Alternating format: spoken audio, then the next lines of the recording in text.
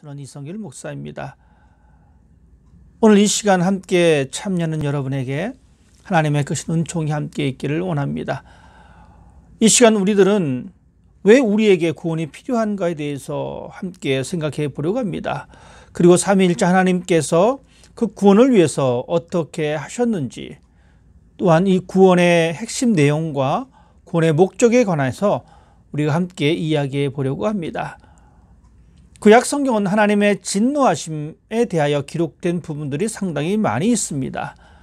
하나님은 죄를 참지 못하십니다. 그리고 그 죄악들을 끊임없이 경고해 주십니다. 그리고 하나님은 심판하십니다.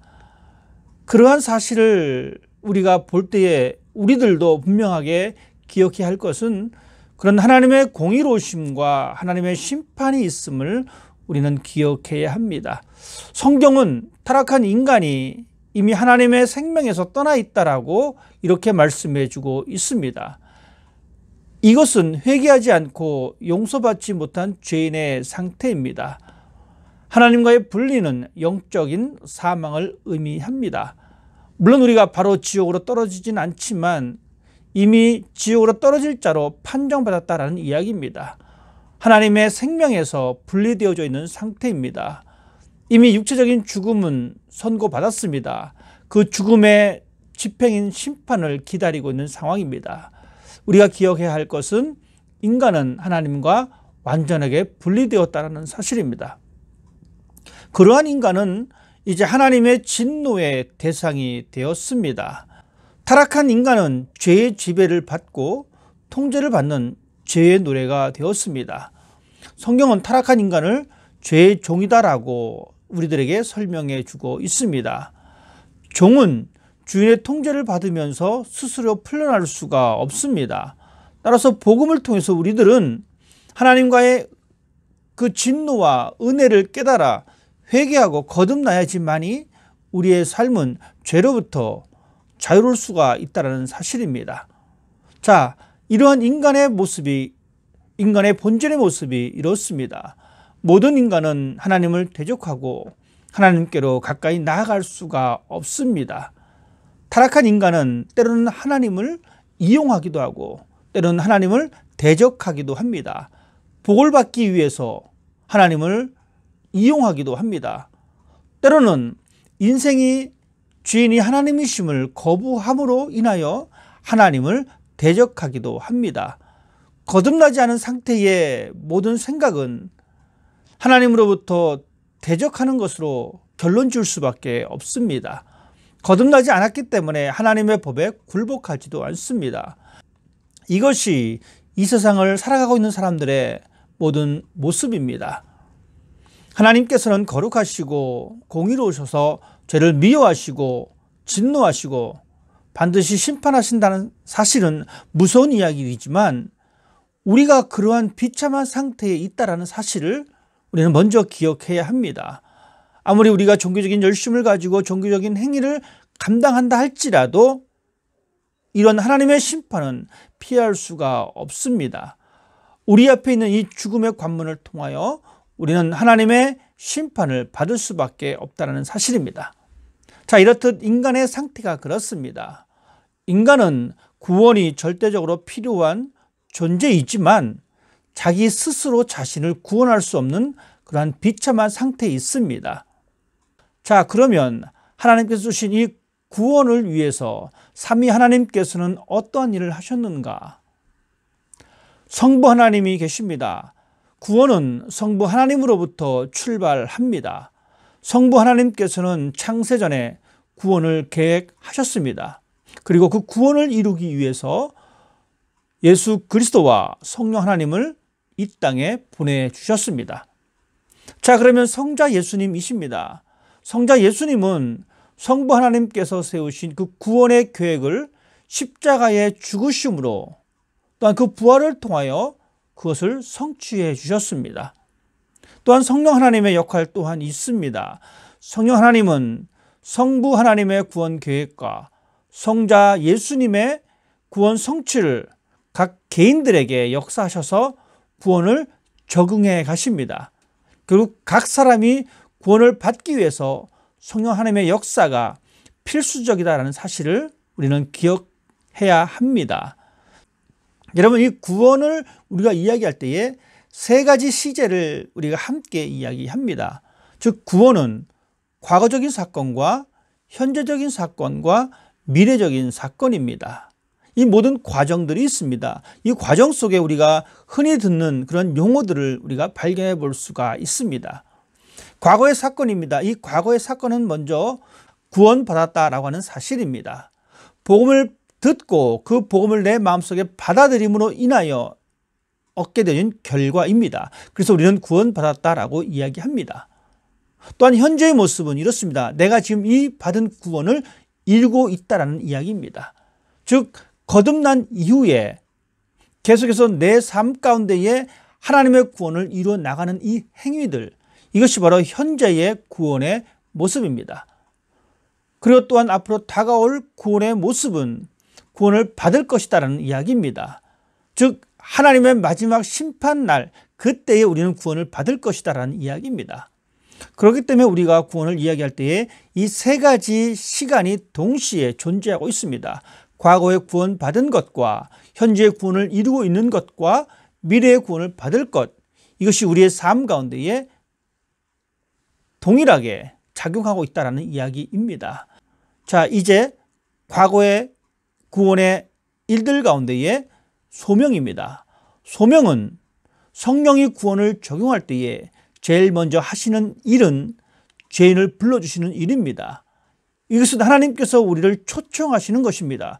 그리스도를 믿으라고 권유하는 하나님의 은혜의 행위입니다. 이 소명에는 두 가지가 있습니다. 외적 부르심과 내적 부르심이 존재합니다.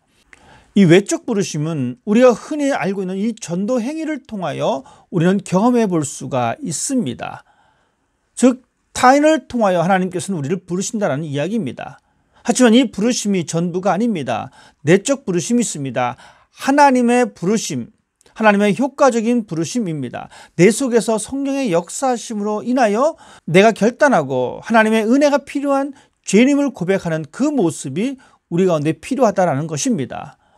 여러분, 우리가 이 외적 부르심만 이야기할 것이 아닙니다. 성경은 우리에게 분명히 또한 이야기해 주고 있기를 청함을 받은 사람은 많되 택함을 입은 사람은 적다라고 우리에게 말씀해 주고 있습니다. 이 말은 외적 부르심과 더불어 내적인 하나님 앞에 부르심의 응답이 있다라는 사실입니다. 자, 이러한 소명 이후에 우리에게는 중생이 있습니다. 성령께서 우리 마음에 들어오셔서 우리의 성향을 근본적으로 변화시켜 주시는 그러한 하나님의 행위입니다. 이것을 가리켜 중생이다, 거듭남이라고 우리는 이야기합니다. 또한 회심은 중생한 사람들이 이제 그 방향을 하나님께로 돌리는 행위입니다. 물론 큰 의미에서 이 회심은 이례적인 사건이지만 우리는 우리의 삶을 통해서 지은 죄를 통하여 작은 회심들을 반복적으로 하게 되어집니다. 이것은 소극적인 회심을 이야기합니다. 자, 이렇게 중생을 하고 회심을 한 사람들은 이제 믿음의 삶을 살아가게 되어집니다. 복음의 진리에 대한 견고한 확신과 하나님이 그리스도 안에서 맺으신 그 약속들을 진심으로 신뢰하는 것, 이것이 바로 구원받은 사람들이 하는 행위 가운데의 하나다라는 사실입니다. 자, 이런 모습으로 나아갈 때 하나님께서는 또한 우리를 의롭다 해 주셨습니다. 또한 우리를 양자 삼아 주셨습니다. 여러분, 그리고 우리로 하여금 그리스도의 모습까지 성장할 수 있도록 우리를 거룩하게 만드십니다. 하나님은 우리에게 성화를 요구하고 계시고, 또한 하나님은 하나님의 자녀들을 끝까지 구원의 최종 목적까지 우리를 인도해 주십니다. 이것을 가리켜 성도의 견인이다라고 우리가 또한 이야기합니다. 그리고 난 이후에 우리들은 마지막에 영화로운 그 모습으로, 즉 구원의 완성된 모습으로 하나님 앞에 설 수가 있습니다. 하나님의 자녀들이 죄와 사망의 세력으로부터 완전히 해방되는 구속의 최종 완성이 바로 영화입니다. 자, 그러면 또한 이 구원의 핵심 내용은 무엇인가? 대속입니다. 대속이란 예수님께서 우리를 위해서 대신 죽으셨다라는 이야기입니다. 죄값을 치르셨다라는 겁니다.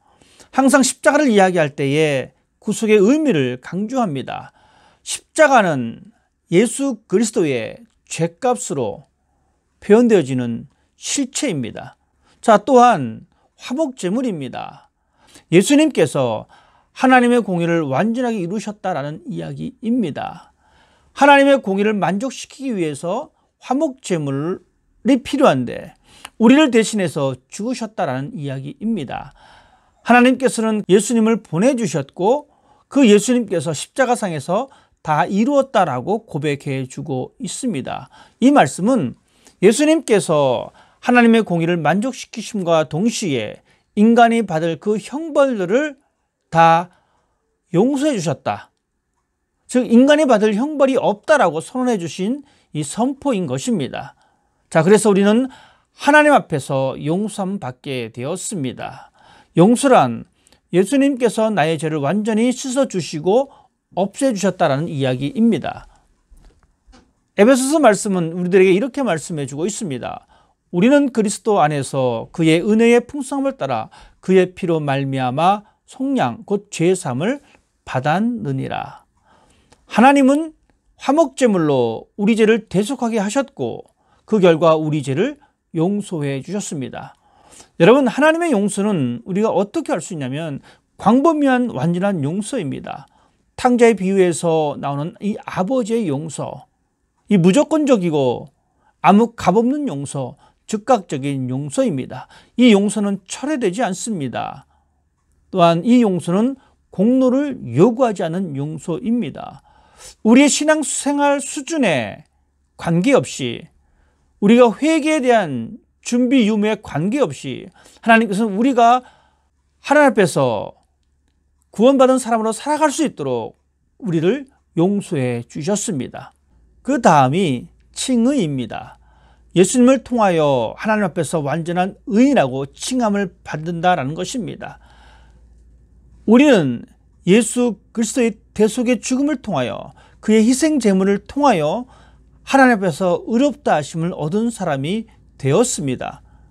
비록 우리의 삶이 그 의로운 삶에 적합하지 않다 할지라도 하나님은 그냥 우리를 의롭다 칭해 주셨습니다. 때로는 사람들은 이 의롭다 칭함을 받은 것 자체에 대한 부담감을 느낍니다. 그래서 자신이 하나님께로부터 구원받았다라고 하는 이 사실에 대한 확신이 없습니다. 그래서 끊임없이 나는 구원받지 못했다라고 자학할 때도 있습니다. 여러분, 그럴 이유가 전혀 없습니다. 우리는 공로 없지만 예수 그리스도의 희생의 제물로 인하여 우리는 하나님께로부터 의롭다 하심을 얻은 존재입니다. 자, 그러한 존재가 이제 바로 구원받은 우리들의 모습입니다. 자, 구원의 내용에는 또한 이 화목이 있습니다. 화목이라는 것은 하나님과 원수되었던 나를 예수님께서 다시 친구 되게 하셨다라는 이야기입니다. 여러분, 이것이 바로 예수님께서 우리에게 주신 구원의 선물입니다. 또한 이렇게 구원의 선물 받은 우리들은 양자가 되었습니다. 하나님께서 예수 그리스도를 통하여 자녀로 삼아 주셨습니다. 여러분, 이 구원의 내용 가운데에 구속은 예수님이 십자가의 은혜로 죄와 죽음으로부터 우리를 해방시켜 주셨다는 겁니다. 이 구속은 노예시장에서 값을 지불하고 그 노예를 사왔다라는 의미입니다. 이렇듯 주님은 십자가라는 이 비싼 대가를 치르시고 은혜를 값없이 우리들에게 주셨습니다. 자, 그러면 이 구원의 목적이 과연 무엇일까? 이 구원의 목적은 하나님을 향하여입니다. 하나님은 자신의 영광을 위하여 우리를 구원하셨습니다. 하나님은 모든 땅과 만물과 사람을 통하여 예배 받으시기를 기뻐하십니다. 자, 구원받은 사람들의 목적은 하나님을 향한 그 시선을 언제나 가지고 있어야 합니다. 또한 하나님께서는 이 구원을 이루셔서 사람들을 향하여 그것을 보여주고 계십니다. 하나님은 모든 사람들이 구원의 복을 받기를 원하시며 그 구원의 복이 이웃에게 흘러가도록 우리를 구원해 주셨습니다. 또한 우리가 구원받은 사람으로 이 세상을 향한 우리의 시선을 돌려야 합니다. 하나님은 인간의 구원을 통하여 만물이 함께 구원에 동참하신다라고 말씀해 주고 있습니다. 우리는 창조 세계를 회복하는 하나님의 동력자로서 부름을 받았습니다. 세계의 모든 영역을 하나님을 예배하는 그 자리로 옮겨놓는 소망이 우리 가운데에 있습니다. 여러분, 우리가 분명히 기억할 것은 나는 하나님의 구원받은 자녀다라고 하는 이 확신이 우리 가운데에 필요합니다. 사탄은 우리들에게 우리의 행위와 우리의 마음을 통하여 구원받은 것에 대한 의심을 심어 넣습니다. 우리에게 구원받은 조건이 없다라고 이야기합니다. 하지만 분명히 기억해야 할 것은 구원은 하나님의 값없는 선물입니다. 그래서 우리들은 이 구원받은 사람으로서 우리가 그 열매를 통해서 구원을 이루어 가시고 또 우리에게 주실 그 구원을 향하여 날마다 신앙 안에서 걸어가는 믿음의 삶을 살아갈 필요성이 우리들에게 있습니다. 우리 모두는 하나님으로부터 의롭다 칭함을 받은 존재입니다. 그 하나님의 의를 힘들고 어렵지만 만들어내기 위해서 애쓰며 수고하는 여러분 모두의 삶이 되시기를 주님의 이름으로 부탁을 드립니다. 감사합니다.